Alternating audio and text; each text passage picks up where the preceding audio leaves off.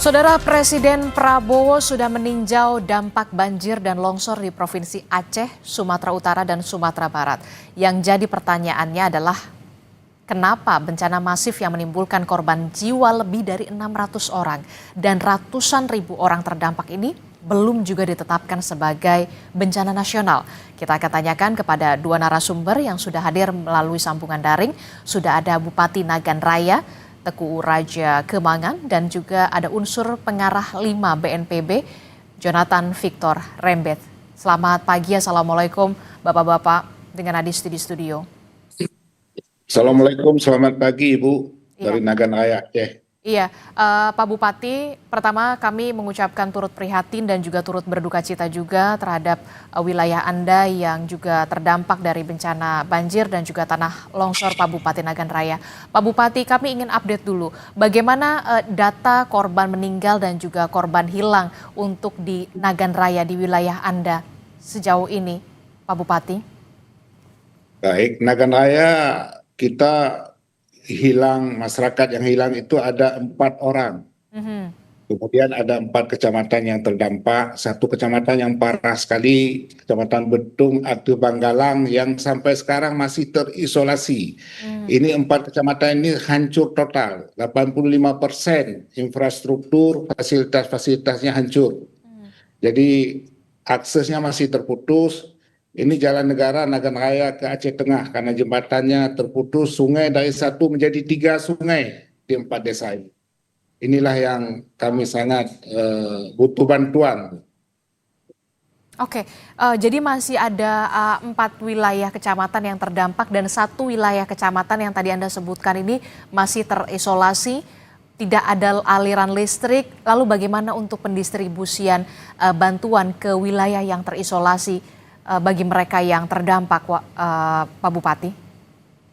Ya, berkat bantuan Forkopimda Nagan Raya, TNI, Polri, BPBD, Dinas Sosial dan Dinas Kesehatan, kami menggerakkan seluruh potensi yang ada untuk menerobos, terutama pengiriman makanan ini lewat jalur tali. Dan juga sekarang mulai kemarin itu sudah bisa kita gunakan perahu kecil untuk kita kirim makanan, dan sekarang yang lebih parahnya masyarakat mulai sakit, Ibu. Dan kemarin ada 4 orang yang kita bawa kita turunkan ke rumah sakit daerah Kabupaten Nagan Raya. Karena jauh dari ibu kota kabupaten dengan Kecamatan Betung atau Banggalang ini 2 jam perjalanan darat. Jadi inilah yang kami sangat mohon perhatian dan bantuan, terutama dari pemerintah pusat. Oke, bantuan apa yang paling diperlukan warga saat ini untuk warga Nagan Raya, khususnya bagi kecamatan yang sampai saat ini masih terisolasi karena akses jembatan terputus secara total, Pak Bupati? Iya, logistik makanan, kemudian juga pakaian. Pakaian, kemudian juga tim medis sudah kita turunkan. Mungkin kalau bisa ada drop makanan dari udara. Jadi itulah yang kita butuhkan di sana. Kemudian juga MCK. MCK juga sangat kita butuhkan di sana, Bu. Kemudian yang lain-lain lagi, inilah yang kami kewalahan di tingkat kabupaten, Bu. Karena 85% ini hancur total, Bu. Satu kecamatan ini, Bu. Oke, ada 1 kecamatan 85% bahkan hancur total begitu ya. Bupati Nagan Raya meminta bantuan dari pemerintah pusat, khususnya bantuan makanan, logistik, termasuk juga pakaian, MCK, termasuk juga pendistribusian air bersih yang masih sulit ya Pak Bupati? Ya, benar sekali, Ibu, benar. Air bersih juga sulit karena daerah ini masih terisolasi, Bu. Masih terisolir ya.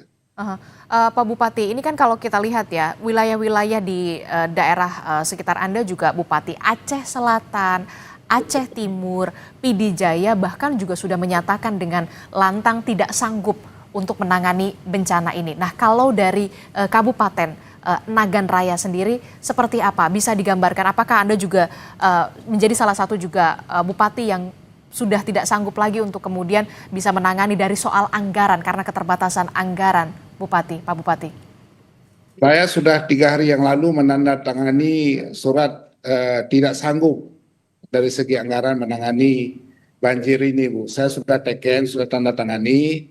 Jadi oleh karenanya mungkin sama juga dengan daerah-daerah lain di Aceh dengan kondisi kami yang sangat terbatas, maka kami mohon uluran tangan dari pemerintah pusat maupun dari pemerintah Provinsi Aceh untuk segera membantu penanganan banjir ini, Bu. Termasuk pasca banjir nantinya. Oke, berarti untuk Kabupaten Nagan Raya juga menandatangani untuk ketidaksanggupan begitu bersama dengan bupati-bupati lainnya. Apakah juga Anda, Bupati Nagan Raya juga menyuruhkan agar bencana ini ditetapkan menjadi bencana nasional, Pak Bupati? Benar, Bu. Kita berharap pada Yang Mulia Bapak Presiden Prabowo untuk barangkali segera menetapkan Aceh sebagai bencana nasional, Bu, agar penanganan lebih bisa dilakukan secara masif, Bu, di Aceh, khususnya di Aceh.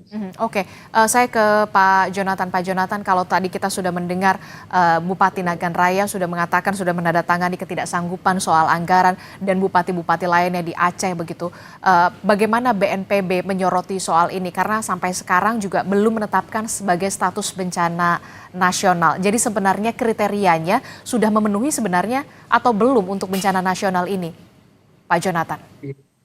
Baik, terima kasih. Pertama-tama kami tetap ingin menyatakan prihatin dan berduka dengan Pak Bupati dan semua yang terdampak. Ini adalah sesuatu yang sangat memprihatinkan buat kita semua. Dan kemudian untuk menjawab desakan ataupun permintaan penetapan status sebagai bencana nasional memang membutuhkan kajian yang lebih mendalam, namun kami memahami, tepatnya menghargai psikologi yang terjadi saat ini, apalagi mendengarkan tadi apa yang dikatakan oleh Pak Bupati Nagan Raya. Sudah tentu dalam situasi darurat semua orang panik, dan dalam kondisi di 3 provinsi ini kita juga sudah mendapat banyak data bahwa ada yang pasti utama adalah putusnya akses dan kemudian juga komunikasi menambah panik lagi. Namun memang kami menghargai itu adalah perasaan dari teman-teman yang terdampak. Ketika keluarganya terdampak, sudah tentu mereka ingin mendapatkan bantuan yang secepatnya, termasuk juga dari Pak Bupati dan mewakili bupati yang lainnya, kepala daerah yang lainnya pasti sangat memerlukan bantuan yang menolong dan kemudian mampu paling tidak meringankan apa yang dialami oleh masyarakat yang Bapak pimpin dan semua warga yang terdampak. Lalu kemudian kami juga mendapatkan banyak sekali telepon tentang warga yang hilang, karena keluarga-keluarga yang bertebaran di seluruh Indonesia juga mulai merasakan desakan untuk perlunya Bencana nasional. bencana nasional. Nah, itu sangat wajar dan kami mengapresiasi. Bahkan juga ketika lembaga-lembaga kemanusiaan, tepatnya lembaga advokasi kemanusiaan, melakukan hal yang sama. Itu adalah bagian dari memastikan regulasi ataupun kebijakan yang memastikan bahwa sumber daya tersedia dalam situasi yang cukup tidak tercover untuk semua bagian, karena masih banyak putusnya akses. Dan bahkan kami juga menghargai ada anggota DPR yang mengatakan demikian. Namun ini adalah bagian yang kalau menurut kami ini bagian yang harusnya dalam melihat hal ini kita juga harus menempatkan status bencana ini dalam situasi yang setepat mungkin, karena sebetulnya yang diharapkan adalah penetapan status ini memastikan sumber daya nasional. Nah, yang sudah dilakukan yang ingin kami sampaikan adalah sebetulnya BNPB 2 hal, melakukan kewajiban dan sekaligus melakukan tanggung jawabnya. Tanggung jawabnya itu sejak hari pertama Rabu malam itu Pak Kepala sudah melakukan upaya yang sangat masif, bahkan kita sudah melakukan di 3 tempat dan Pak Kepala BNPB Pak Kepala BNPB malah berkantor di Sumatera Utara, dan kemudian Pak Sestama di Sumatera Barat dan Pak Deputi 4 itu di Aceh. Nah, ini memastikan sumber daya. Tapi memang ketika kita bicara apakah harus kita melakukan penetapan status bencana nasional ini?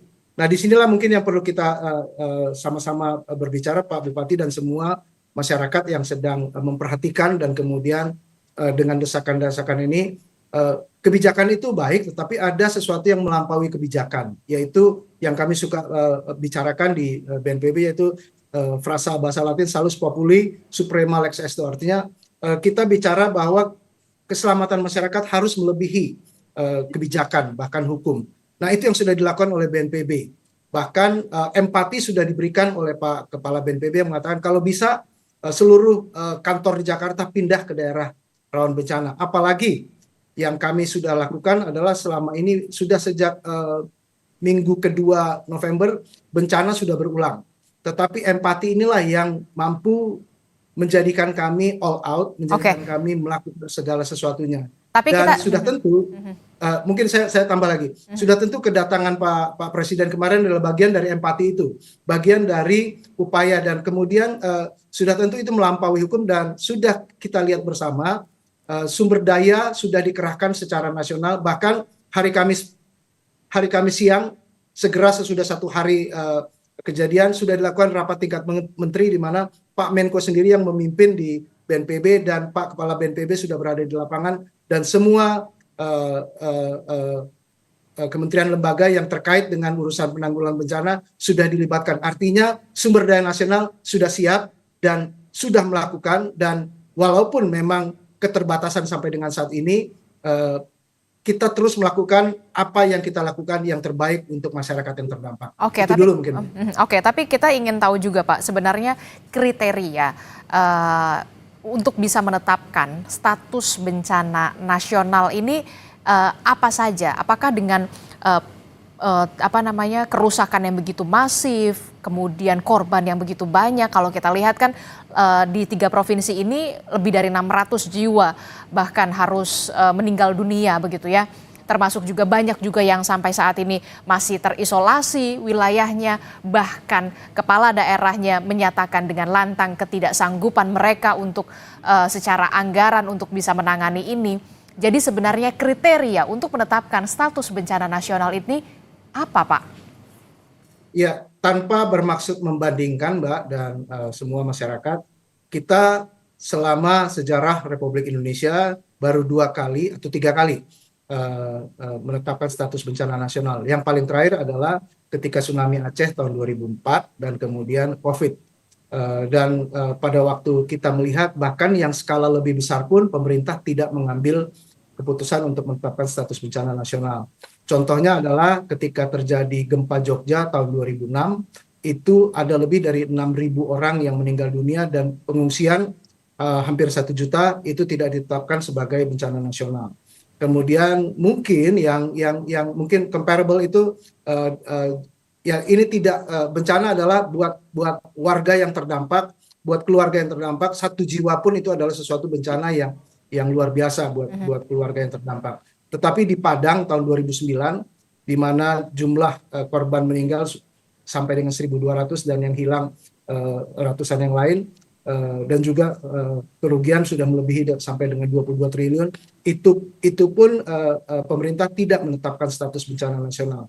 Kalau ditanya kriterianya, memang di dalam pasal 48 Undang-Undang nomor 24 tahun 2007 yang dilakukan pertama adalah kita melakukan pengkajian secara cepat dan melihat apakah memang kerusakan juga berbanding dengan sumber daya.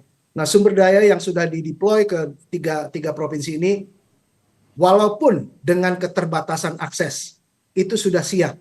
Artinya pemerintah pusat itu sudah melakukan upaya masif. Bahkan Pak Menteri Dalam Negeri tadi baru kita dengar dalam berita sudah melakukan tindakan-tindakan, paling tidak bicara tentang penganggaran.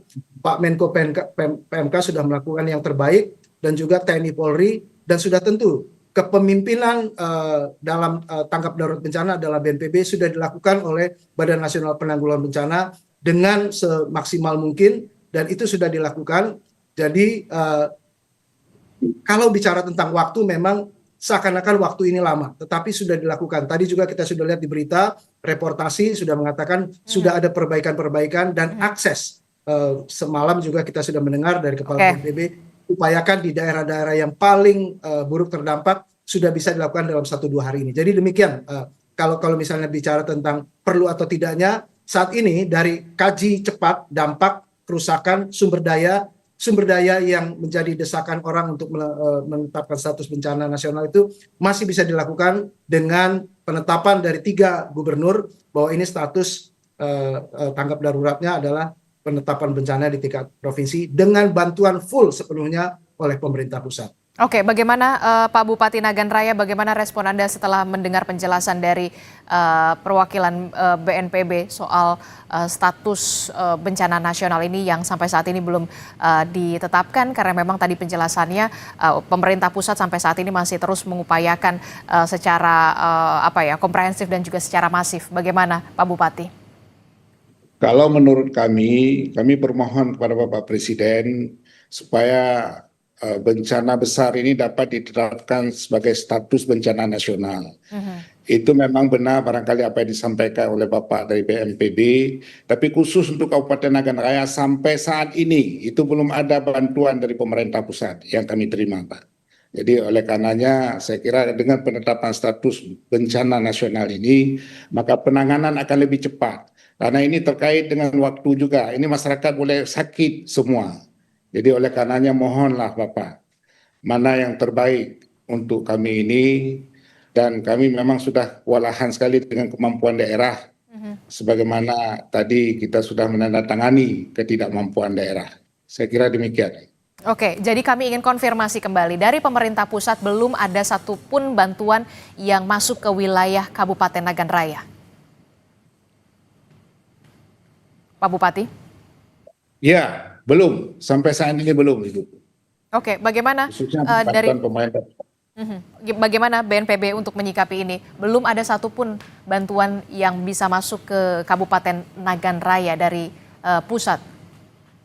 Baik Pak, apa yang Bapak katakannya akan kami teruskan langsung kepada pelaksana di lapangan. Sudah ada Pospenas di Aceh dan itu akan kami segerakan dan kemudian menginformasikan kepada perwakilan BNPB yang bertugas di Aceh untuk bisa melakukan langsung tindakan segera dan memperhatikan apa yang dikatakan oleh Pak Bupati Nagan Raya. Terima kasih Pak untuk informasi ini, itu sangat menolong karena memang akses komunikasi kita sangat terbatas walaupun dari Komdigi, Kementerian Komdigi sudah memberikan beberapa akses internet satelit, mungkin di Nagan Raya sudah mendapat juga untuk Starlink dan kemudian akses lain bantuan udara akan disegerakan juga karena memang keterbatasan heli yang untuk pengadaannya juga di semua daerah ketika ini terjadi bencana di 3 provinsi dan hampir 50 kabupaten kota. Demikian Pak, diperhatikan dan disegerakan kepada pihak yang bertanggung jawab untuk Provinsi Aceh. Terima kasih sekali untuk informasi yang Bapak sudah berikan. Oke, yang kemudian jadi pertanyaan kita bersama adalah bagaimana kemudian warga di Kabupaten Nagan Raya bisa bertahan ketika pendistribusian juga masih terhalang gitu ya, aksesnya masih putus begitu dengan pendistribusian yang seadanya begitu, Pak Bupati. Bagaimana warga Anda bisa bertahan? Kami tetap setiap hari itu melakukan distribusi terutama makanan, juga pakaian mungkin hari ini sudah masuk, kemudian juga obat-obatan, karena ini memang sebenarnya kita punya bandara, Pak, Bandara Cunyadin, Kabupaten Nagan Raya. Sebenarnya untuk bantuan-bantuan ini juga bisa diterjunkan lewat Bandara Cunyadin. Jadi itu sebenarnya tidak ada kendala untuk pemberian bantuan. Kemudian ini sinyal HP juga kita masih sangat terganggu. Ini saya berbicara ini hanya ada di satu tempat di Nagan Raya, di Polres Nagan Raya. Yang di tempat lain tidak ada, Pak. Belum ada. Oke, apa yang ingin Anda sampaikan mumpung di sini juga ada perwakilan dari BNPB, apa kebutuhan yang paling mendesak yang saat ini dibutuhkan di Kabupaten Nagan Raya, Bapak, untuk warga Bapak? Pertama untuk akses jalan negara antara Kabupaten Nagan Raya dan Aceh Tengah itu putus total karena bukan putus sebenarnya, sungai dibuat 3. Jadi ini mohon penanganan secepatnya kalau mungkin. Kemudian juga distribusi bahan makanan dan pakaian dan medis.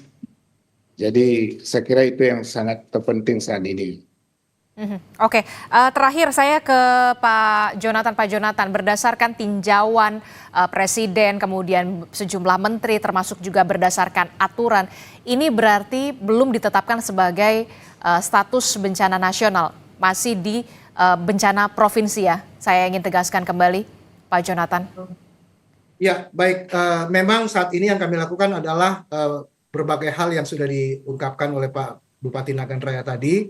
Upaya-upaya yang masif sudah dilakukan untuk yang pertama itu adalah membuka akses, Pak Bupati, dan semua hal yang bisa berhubungan dengan komunikasi, sehingga dengan itu segala sesuatunya bantuan akan bisa dilakukan, dan sudah tentu pengerahan sumber daya sesuai dengan kebutuhan yang diperlukan. Dan oleh karena itu semua kementerian lembaga yang terkait untuk urusan kebencanaan, misalnya kesehatan untuk yang Bapak katakan tadi, itu juga sudah diupayakan melalui pusat krisis Kementerian Kesehatan, dan Kementerian PU sudah juga bekerja bersama dengan ZENI TNI untuk memperbaiki dan membuka akses-akses akibat longsor dan putusnya jalan. Dan sudah tentu kita juga berbicara tentang penyiapan anggaran, itu sudah juga dilakukan dengan upaya yang maksimal, sehingga Menteri Dalam Negeri sudah memberikan surat edaran untuk pimpinan daerah untuk saling berbagi. Tetapi yang paling utama adalah kita berharap bukan saja bencana ini akan ditetapkan sebagai status saja, tetapi pengerahan sumber daya yang mampu menolong itu merupakan bagian yang paling utama ketika kita melakukan upaya-upaya tanggap darurat. Dan ini sudah, sedang, dan akan dilakukan dengan upaya sebaik mungkin. Jadi Pak Bupati Nagan Raya, masyarakat yang sedang meminta desakan, bahkan anggota DPR RI perihal status bencana nasional, kita sedang melakukan yang terbaik, dan kita juga berharap bahwa hari-hari ini sudah dilakukan berbagai upaya, termasuk operasi modifikasi cuaca agar hujan tidak terjadi lagi dan banjir dalam tanda kutip dihentikan. Tetapi yang paling utama adalah penyelamatan jiwa manusia, dan evakuasi sudah, sedang, dan dilakukan oleh tim SAR, Basarnas, dan segala sesuatunya di lapangan sampai dengan saat ini berusaha. Dan perhatian kami untuk apa yang sudah dikatakan oleh Bupati Nagan Raya sudah tentu menjadi informasi yang sangat penting untuk kami bisa melakukan tindakan yang terbaik untuk daerah seperti Nagan Raya dan daerah lain yang masih memerlukan bantuan. Demikian dari saya. Oke, mudah-mudahan bantuan dari pemerintah pusat bisa terdistribusi dengan baik, karena memang Kabupaten Nagan Raya juga tadi disebutkan belum menerima satupun bantuan, baik itu pembukaan akses jalan bagi kecamatan yang terisolasi. Tentu kita harapkan ini menjadi atensi juga bagi pusat untuk bisa memberikan perhatiannya juga ke Kabupaten Nagan Raya. Terima kasih Pak Jonathan Victor Rembet selaku BNPB, unsur pengarah 5 BNPB, dan juga ada Bupati Nagan Raya, Pak Teguh Raja Kemangan. Kami juga turut prihatin dan juga turut berduka cita atas apa yang terjadi di wilayah Anda. Terima kasih Bapak-Bapak. Assalamualaikum.